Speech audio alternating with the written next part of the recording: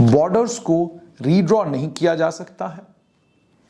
Military formations जो line of control के दोनों तरफ हैं उन्हें कम करने की ज़रूरत है, और ख़ास तौर पर उन इलाकों में जिन इलाकों में बहुत बड़ी बड़ी आबादियां हैं।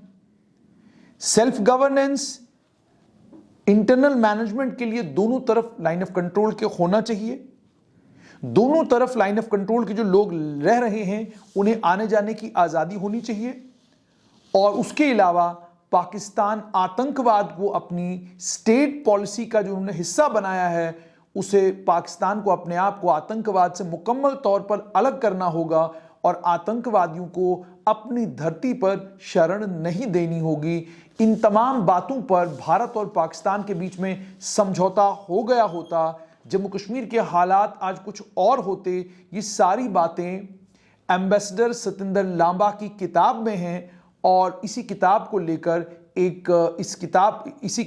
लेकर एक लेख आया है, जिस लेख में इन तमाम चीज़ों का उल्लेख किया गया है कि एम्बेसडर सतिंदर लांबा जो 1964 में इंडियन फॉरेन सर्विसेज में आए और उसके बाद वो भारत के राजदूत रहे पाकिस्तान में 1992 से लेकर 1995 तक, और उसके बाद वो भारत का प्रतिनिधित्व उन्होंने रशिया में 1998 से लेकर 2001 तक किया।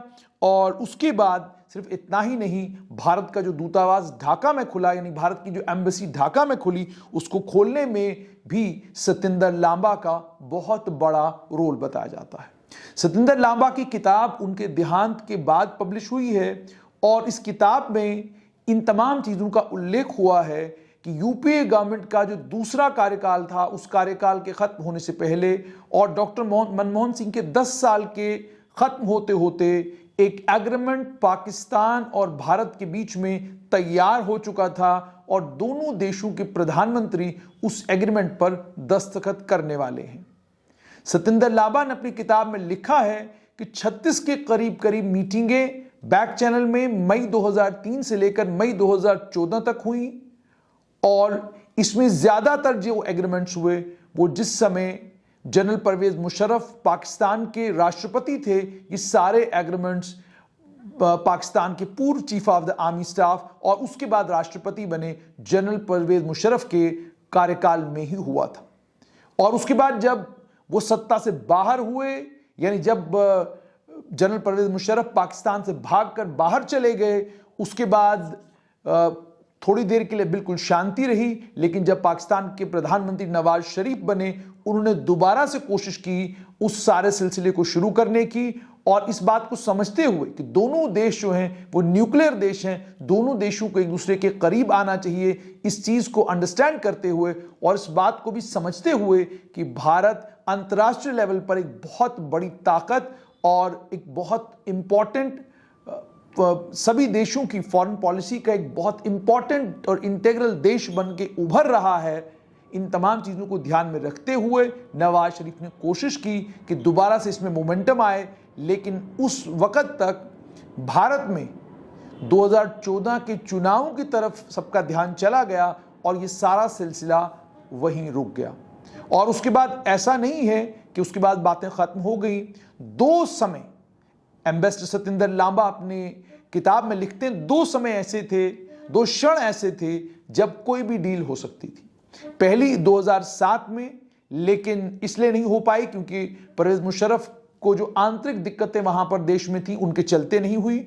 और उसके बाद जब 2014 में भारत में जनरल इलेक्शनों से पहले भी संभवतः भारत और पाकिस्तान के बीच में एक एग्रीमेंट हो सकता था, लेकिन प्रधानमंत्री नरेंद्र मोदी के प्रधानमंत्री बनने के बाद भी एम्बेसडर लांबा लिखते हैं कि उस वक्त भी आशाएं और उम्मीदें मुकम्मल तौर पर हमने नहीं छोड़ी थी, और उस वक्त भी देश की सरकार इस बात को लेकर सोच रही थी कि हम वो जो बैक चैनल प्रोसेस चल रहा है, अलग अलग लेवल पर जो बातचीत भारत और पाकिस्तान के बीच में हो रही है, उस बातचीत को कंटिन्यू रखा जाना चाहिए। और इस मुद्दे पर जो फाइल थी उसे रिव्यू किया गया, और मुझे एक बार ये भी बताया गया कि कोई बदलाव लाने की जरूरत नहीं है, और एम्बेसडर लांबा को लेकर यह कहा जा रहा था कि शायद उन्हें प्रधानमंत्री का स्पेशल एनवॉय बनाया जाएगा, और उसके बाद यह कहा गया कि दोबारा मिलने के लिए कहा गया, लेकिन एम्बेसडर लांबा को एनवॉय नहीं बनाया गया। उसके बाद प्रधानमंत्री नरेंद्र मोदी की सरकार ने अप्रैल 2017 में दोबारा से कोशिश की। प्रधानमंत्री के कार्यालय में एक बड़े अफसर ने, उन्होंने ये कहा, एम्बेसडर लांबा लिखते हैं कि वो मुझे मेरे घर पर देखने के लिए आए और उन्होंने मुझे कहा कि प्रधानमंत्री चाहते हैं कि आप पाकिस्तान जाएं और पाकिस्तान के प्रधानमंत्री नवाज शरीफ से मुलाकात करें। लेकिन इस मुलाकात से पहले एम्बेसडर लांबा लिखते हैं कि कुछ ऐसा हुआ जिसके चलते यह संभव नहीं हो पाया। उन्होंने ये कहा कि जहां एम्बेसडर लांबा इस बात का इंतजार कर रहे थे कि उन्हें पॉइंट दिए जाएंगे कि पाकिस्तान की सरकार के साथ किन किन चीज़ों पर बातचीत होनी है, और उनको ट्रैवल डॉक्यूमेंट्स के लिए कहा गया कि आप अपने ट्रैवल डॉक्यूमेंट्स दें ताकि आपको पाकिस्तान जाने की इजाज़त दी जाए। उस वक्त एक अजीब व गरीब बात हुई। उन्होंने कहा कि मैंने खबर सुनी कि एक भारत के बहुत बड़े बिजनेसमैन वो पाकिस्तान के उस समय के प्रधानमंत्री नवाज शरीफ से मिलने के लिए गए थे, और वो भी अपने जहाज में मिलने के लिए गए। उन हालात में संभव नहीं था उनके लिए कि वो दो लोगों को रिप्रेजेंट करें प्राइम मिनिस्टर को एक ही काम के लिए। यानी अगर एक तरफ से एक बहुत बड़े बिजनेसमैन को पाकिस्तान भेजा जा रहा है, दूसरी तरफ से अगर मैं जाता हूं तो बात बनेगी नहीं। तो उसके बाद एम्बेसडर सतिंदर लांबा ने हालांकि अपनी किताब में उस बिजनेसमैन का नाम नहीं बताया है, लेकिन जो पाकिस्तान के हाई कमिश्नर उस समय थे अब्दुल बासित, उनके मुताबिक उन्होंने कहा है कि शायद वो साजन जिंदल थे। और उन्होंने ये कहा कि सतिंदर लांबा अपनी किताब में लिखते हैं पाकिस्तान को लेकर, ये इस मामले पर मेरी आखिरी बातचीत थी, उसके बाद मेरी कोई भी बातचीत किसी सरकार के साथ पाकिस्तान को लेकर नहीं हुई। एम्बेसडर सतिंदर लांबा लिखते हैं कि मेरी डायरी मुझे याद कराती है कि मेरी प्रधानमंत्री से लगभग 68 मीटिंगें हुई, 68 मीटिंग्स हुई। और सिर्फ उतना ही नहीं, जब मनमोहन सिंह प्रधानमंत्री थे, प्रणब मुखर्जी को भी जो कुछ हो रहा था उसकी जानकारी दी जा रही थी। नवंबर 2006 में सोनिया गांधी को भी इसकी जानकारी दी गई, और 2005 में जो उस समय chief of the army staff थे भारत के, उन्हें भी इसमें इन्वॉल्व किया गया।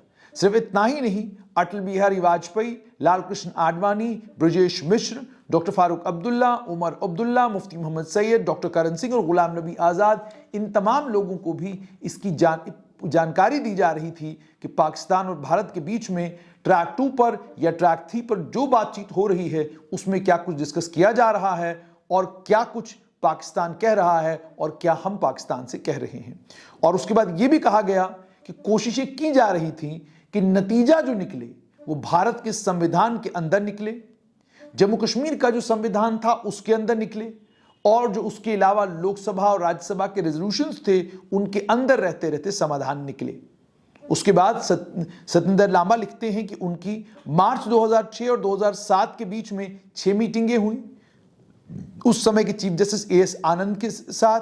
और उन्होंने ये भी कहा कि उस वक्त में जो भारत के बहुत बड़े वकील थे फाली नरीमन, मैंने उनसे भी मुलाकात की।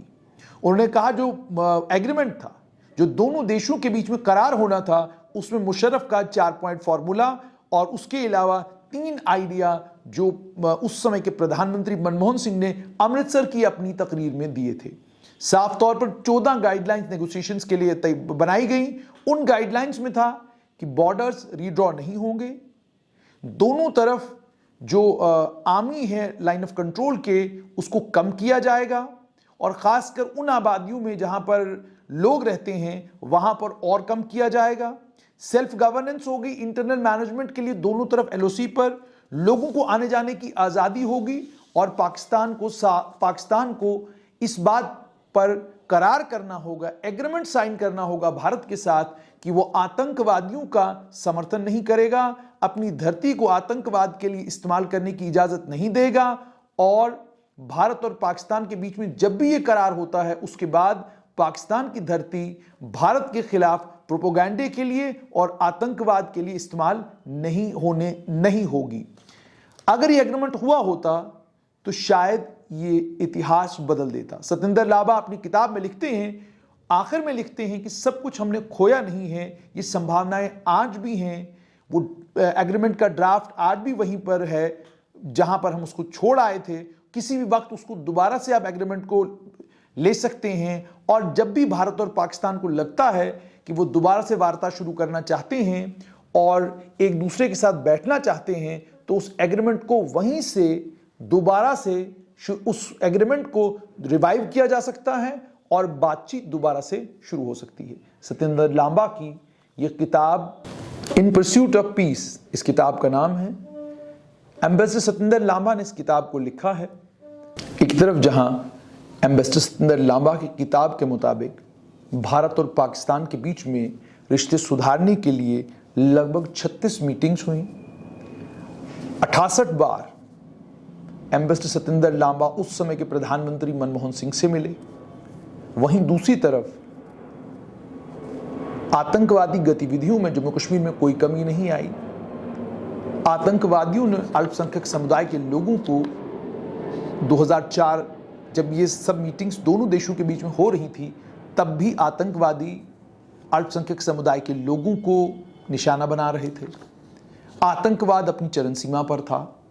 आतंकवाद का मुकाबला जम्मू कश्मीर की सरकार कर रही थी और आतंकवादियों को हथियार, पैसा, बम बारूद देने का काम पाकिस्तान कर रहा था। आईएसआई अपने मिशन पर लगी हुई थी, पाकिस्तान की आर्मी अपना काम कर रही थी और दूसरी तरफ पाकिस्तान भारत से बातचीत कर रहा था। अगर इस किताब की मानी जाए तो भारत और पाकिस्तान के बीच में करार हो गया होता, एग्रीमेंट हो गया होता।